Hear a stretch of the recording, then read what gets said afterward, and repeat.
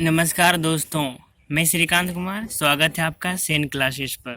अगर अभी तक आप लोगों ने इस चैनल को सब्सक्राइब नहीं किया तो प्लीज़ ज़रूर सब्सक्राइब और शेयर करें। इससे रिलेटेड आपको नोटिफिकेशन मिलती रहेगा, जिससे आपके 10th की प्रिपरेशन बहुत ही अच्छी तरह से होगी। इसे इसी पिछली वीडियो में हम लेसन 1 सत्ता की साझेदारी के बारे में डिस्कस किए थे, और सिविक्स नागरिक शास्त्र पढ़ने का सबसे सिंपल और सरल तरीका है कि आप इसको सीक्वेंस वाइज पढ़िए, क्योंकि ये एक दूसरे से रिलेटेड होता है। अगर आप सडनली संघवाद पढ़ना स्टार्ट करते, सत्ता की साझेदारी के कॉन्सेप्ट को नहीं समझते, तो ये बहुत ही ट्रिकी और पेचीदा हो जाता है समझने के लिए। किसी भी चैप्टर, इस खास करके सिविक्स में सीक्वेंस वाइज पढ़ना बहुत ही इम्पोर्टेंट है। और जैसे सत्ता की साझेदारी में हम लोगों ने श्रीलंका और बेल्जियम के बारे में डिस्कस किया था कि श्रीलंका में तमिल और सिंहली के बीच विवाद उत्पन्न हुआ था, तो श्रीलंका ने उसको कैसे हैंडल किया। और बेल्जियम में भी फ्रेंच और डच के बीच में विवाद उत्पन्न हुआ, तो वो लोगों ने कैसे हैंडल किया, वो लोगों ने क्या रुख अपनाया। जैसे श्रीलंका एक प्रकार का कट्टरवादी था, तो उसने अपने बहुसंख्यक सिंहली लोग सत्ता में और तमिलों को दबाना स्टार्ट कर दिए। इससे क्या हुई, वहाँ की एकता और अखंडता में दरार उत्पन्न हो गई, क्योंकि तमिल भाषी लोग अलग हो गए, सिंहली लोग अलग हो गए। लेकिन किसी भी देश को चलाने के लिए एकता की होना बहुत ही आवश्यक हो जाता है। अगर एक नहीं रहेंगे, यूनिटी नहीं रहेंगे, तो बोलते हैं ना, एकता में ही बल है, तो वो खत्म हो जाती है। और बेल्जियम ने क्या किया, तो बेल्जियम, डच और फ्रेंच दोनों साथ मिलकर बातचीत से अपना निपटारा किए, जिससे वहाँ एक अच्छी नीति बनी कि अगर सरकार दोनों मिलकर सत्ता को चलाएंगे, सत्ता में शक्तियों का बंटवारा कर दिया गया और बहुत से क्षेत्र को बांट दिया गया कि इसमें किसी प्रकार का विवाद उत्पन्न ना हो, इसलिए कि दोनों भाषी लोग एक ही जगह पे आराम से रह सकते हैं। तो ये सत्ता की साझेदारी वही संघवाद का रूप लिया। तो संघवाद में क्या होता है कि संघीय शासन में सर्वोच्च सत्ता केंद्रीय प्राधिकार और उसके विभिन्न इकाइयों में बांट दी जाती है।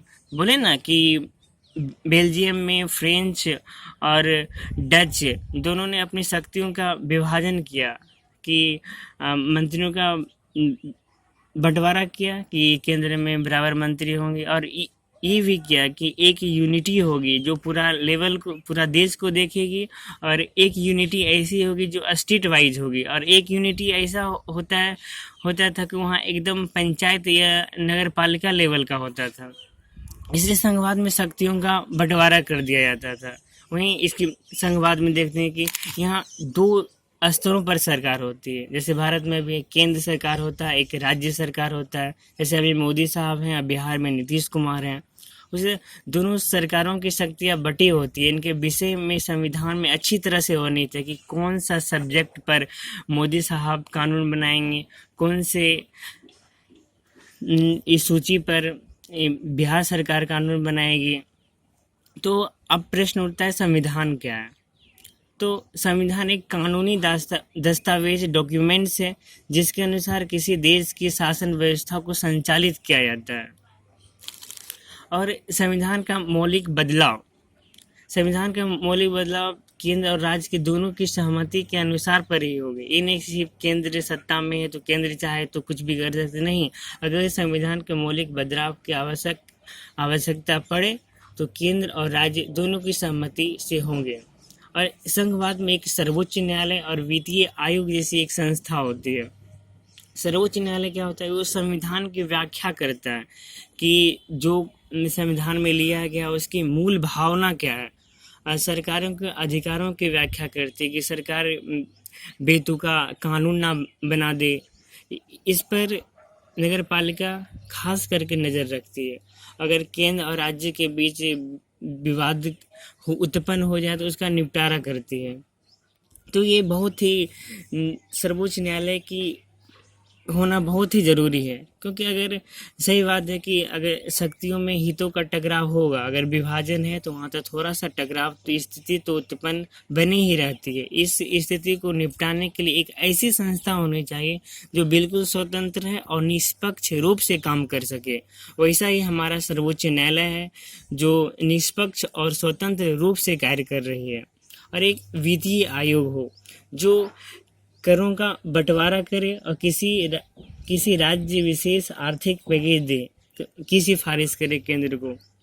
वित्तीय आयोग में क्या होता है, जैसे टैक्स टैक्स तो केंद्र सरकार वसूल करती है और राज्य सरकार भी वसूल करती है, और कुछ टैक्सों का बंटवारा केंद्र और राज्यों के बीच में होता है।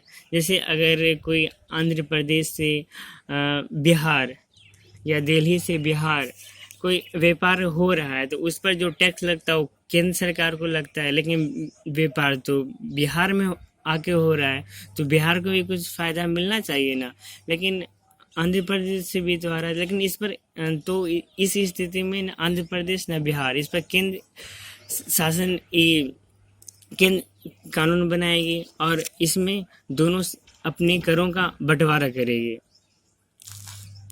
तो एक संघवाद में इतनी विशेषता पाई जाती है कि उसमें एक दो स्तरीय सरकार हो, टैक्स को लेकर किसी प्रकार की गड़बड़ी ना हो, इसके लिए एक विधि आयोग होती है जो संघ और राज्यों के बीच करों का बंटवारा की संतुति करती है।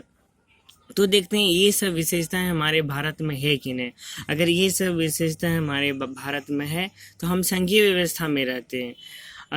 अगर हम ये सब विशेषताएं नहीं रहती, जैसे हमारे देश में एक ही सरकार रहती और एक ही सत्ता का वर्चस्व रहता तो हम संघवाद नहीं कहलाते। जैसे श्रीलंका जैसी स्थिति तो हमारे देश में है नहीं कि सिर्फ अगर मानो यहाँ हिंदू बहुलतावाद है और मुस्लिम अल्पसंख्यक है तो हम ऐसा तो नहीं करते कि अल्पसंख्यक को दबा देते हैं, अल्पसंख्यक को सरकारी नौकरी नहीं मिलती है, अल्पसंख्यक को शिक्षा नहीं दिया जाता है। ऐसी स्थिति तो यहाँ नहीं होती है। लेकिन श्रीलंका जैसी स्थिति यहाँ नहीं है। लेकिन भारत में क्या बेल्जियम के कॉन्सेप्ट को अपनाया गया। तो एक बात कि बेल्जियम और श्रीलंका में थोड़ी सी विभिन्नता थी तो वो लोग गड़बड़ा गए। लेकिन भारत में क्या है, भारत में सांस्कृतिक विविधताएं, भाषाई विविधताएं, क्षेत्रीय विविधताएं पाई जाती है। तो भारत को एक संघ के रूप में लेना एक बहुत ही बड़ी चुनौती थी। जब तो स्टार्ट करते हैं कि हमारा स्वतंत्र भारत से जब भारत आज़ाद हुई तो रक्त की क्रांति से आज़ाद हुई। कहने का मतलब है जब आज़ाद हुई तो उससे पहले दुखद एक विभाजन हो गया, और विभाजन भी शायद ठीक नहीं था लेकिन फिर भी ठीक था, क्योंकि एक प्रकार के अगर एक ही मतलब दोनों दो सोच के थे। मतलब अगर किसी देश की स्थिति की नींव रखनी है तो पहले उसकी सोच विचार की बहुत ही इम्पोर्टेंस हो जाती है। लेकिन विभाजन में दूसरे पक्षों का तर्क था कि नहीं हमको अलग ही रहना है, तो ऐसी स्थिति में विभाजन हुआ, चलिए ठीक है। उसके आगे जब विभाजन के बाद हमारे देश में संविधान लागू हुआ तो बहुत से राज्य भाषाई आधार पर अपने आप को स्वतंत्र करने का मांग करने लगे। जैसे आंध्र प्रदेश, तमिलनाडु, इसे बोलते हैं हमको भाषा के आधार पर अलग किया जाए। जैसे तमिलनाडु तमिल बोलते हैं तो हम लोग अलग क्षेत्र चाहिए, आंध्र प्रदेश अलग क्षेत्र चाहिए। तो ऐसी स्थिति में केंद्र सरकार ने सोची नहीं, हम भाषा के आधार पर क्षेत्र का विभाजन नहीं कर सकते, क्योंकि एक लिस्ट निकाली गई तो भारत में अब तक 122 से अधिक भाषाएं बोली जाती है। अगर वो सब 122 भाषाओं को अलग कर दिया जाए तो टुकड़ों टुकड़ों में भारत बढ़ जाएगा, और जिस पर अधिकार करना, एक अच्छी प्रशासनिक की नींव रखना काफ़ी कठिन हो जाएगा। तो फिर लेकिन नहीं होने के बावजूद भी हमें तमिलनाडु और आंध्र प्रदेश को पृथक करना पड़ा, और ये एक हिसाब से ठीक भी था, क्योंकि अगर जैसे गुजराती लोग एक साइड गुजरात में रहते हैं, तमिल एक साइड तमिल में रहते हैं, एक साइड आंध्र प्रदेश में रहते हैं। तो इस तरह में इसकी एकता बनी हुई रहती है और एक केंद्र सरकार आराम से इसकी प्रशासनिक व्यवस्था को देख सकती है। तो भारत में संघीय व्यवस्था को देखते हैं। भारत में संघीय व्यवस्था है क्योंकि इसमें 3 स्तर पर सरकार चलती है। एक केंद्र स्तर, दूसरा राज्य सरकार, तीसरा नगर पालिका और पंचायत का भी कॉन्सेप्ट आ गया है। तो इन दिनों में शक्तियों के लेकर विवाद उत्पन्न ना हो, तो इसके लिए पहले से ऑलरेडी संविधान में इसकी सूची बना दी गई है कि किस सूची पर केंद्र सरकार कानून बनाएगी, किस सूची पर राज्य सरकार बनाएगी, और कौन ऐसा सूची होगा जिस पर दोनों कानून बना सकते हैं। जैसे केंद्र सरकार को रक्षा विषय पर कानून बना सकती है, विदेशी मामले पर कानून बना सकती है, बैंकिंग और संचार मुद्रा। जैसे रक्षा डिफेंस, जैसे कोई भी डिफेंस टेक्निकल गन खरीदनी, जैसे अभी राफेल खरीदा गया तो केंद्र सरकार के द्वारा खरीदा गया। विदेशी मामले कि हमारे दूसरे देश से चीन, पाकिस्तान, श्रीलंका, ये सब देशों से हमारा कैसा रिलेशन हो, कैसा संबंध हो, इसको भी डिसाइड केंद्र सरकार ही करती है। बैंकिंग, क्योंकि बैंकिंग पूरे तंत्र की जननी कही जाती है, क्योंकि अगर बैंकिंग, अगर पैसा ही नहीं रहेगा तो किसी लोकतंत्र की हम नींव ही नहीं रख सकते, क्योंकि मुद्राएं बहुत इम्पोर्टेंट हो जाती है किसी भी तंत्र को चलाने के लिए। तो बैंकिंग बहुत ही इम्पोर्टेंट है। संचार और मुद्रा जैसे मैं नोटबंदी किया था तो ये केंद्र सरकार का फैसला था, न कि राज्य सरकार का फैसला था। राज्य सरकार देखती है पुलिस, व्यापार, वाणिज्य, कृषि और सिंचाई, मतलब एक राज्य लेवल पे देखती है। क्या अगर हमको सीमा सुरक्षा चाहिए तो हम केंद्र सरकार देखेंगे। अगर राज्य की बात करें तो बिहार राज्य की पुलिस व्यवस्था बिहार राज्य देखेगी, वहाँ का व्यापार, वाणिज्य, कृषि व्यवस्था बिहार सरकार देखेगी। और समवर्ती सूची जिस पर दोनों कानून बना सकते, शिक्षा, वन, मजदूर, विवाह और गोद लेना। लेकिन एक बात को ध्यान में रखना बहुत ही जरूरी है कि अगर समवर्ती सूची पर केंद्र और राज्य दोनों ने कानून बना दिया हो तो केंद्र उस पर भारी पड़ेगा। और कोई भी ऐसा विषय जो अभी तक नज़र में नहीं आया है तो उस पर समवर्ती सूची उसको समवर्ती सूची में ही रखा जाएगा।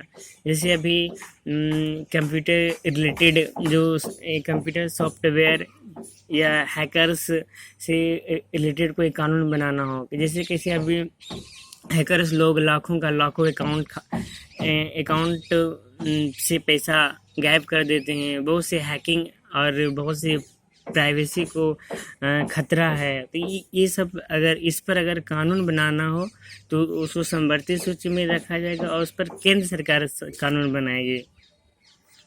अगर सूचियों का बंटवारा क्यों जरूरी है, तो आइए देखते हैं। जैसे एक बार पोखरण याद होगा, पोखरण पे एक मूवी भी आई थी, परमाणु द स्टोरी ऑफ पोखरण में क्या हुआ था कि पोखरण राजस्थान राज्य में है।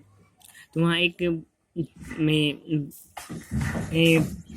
न्यूक्लियर का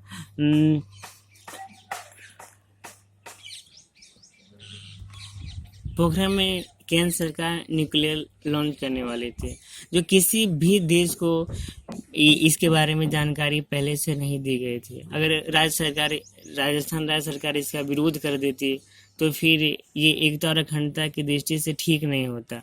इसलिए ये क्या नाम है, परमाणु क्या रक्षा का मामला है और रक्षा केंद्र सरकार देखती है, इसलिए राज्य सरकार इस पर कोई कुछ नहीं कर सकती थी। इसे राज्य सरकार ने इसका विरोध नहीं किया।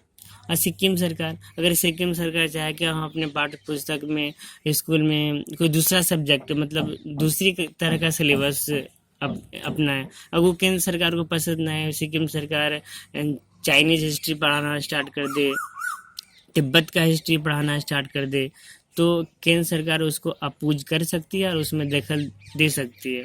अगर नक्सली मामले जैसे अब जैसे अगर केंद्र सरकार राज्य सरकार जैसे आंध्र प्रदेश, छत्तीसगढ़, उड़ीसा किसी हम अलग अलग नक्सली नीति बनाते हैं कि तो इस पर केंद्र सरकार दखल दे सकती है और एक अच्छी नीति की व्यवस्था कर सकते हैं। तो हम अगले के वीडियो में देखेंगे कि कैसे भारत में संघीय व्यवस्था कार्य करती है। तो इसको एक सीक्वेंस वाइज में देखना बहुत ही ज़रूरी था। तो वेट कीजिए अगले वीडियो को अंत तक देखने के लिए। Thank you.